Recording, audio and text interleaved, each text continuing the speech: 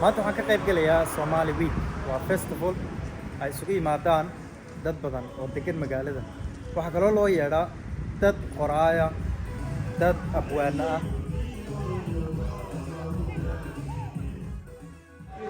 arbakaa sheega oo maxaa abaalmarin buu leeyahay qof gartaa si fiican bay u socotaa xafladdu halkaa waxaa lagu barayaa carruurtiiba halkaa lagu barayaa yacni afkii xayawaanaadkii oo Soomaaliya dhalinyartu badankoodu waa garanayaan afkii laakiin waanay soo celin karin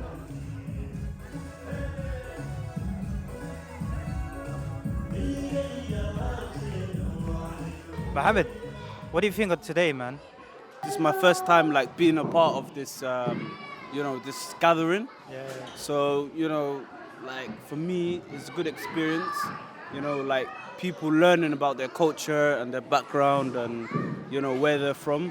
It's a good experience for the kids as well to, learn more about the Somali language, the Somali culture, so. Do you think they should do more?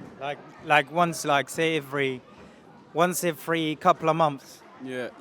I mean, instead of a year, whole year. Exactly. So, I mean, like instead of putting it there for 1 year, like making it 1 year, you could do like every 2 months or 3 months. Yeah, It should be like, yeah. They should make the the gathering. Okay. Because once a year, that's a long time. That's a long time, man. Waxa waa la ilaawayaa. Yeah. Especially like imika ciyaalkani next year waa kasii weynaanay xagga joogaanina. Exactly. So the kids are just gonna get older, and they're gonna forget a lot. It's definitely more often.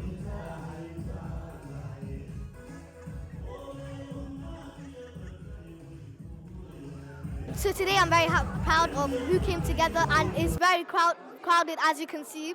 A lot of people came together to learn about the cultures of Somali, and that's very good, and I'm very proud of what people who came.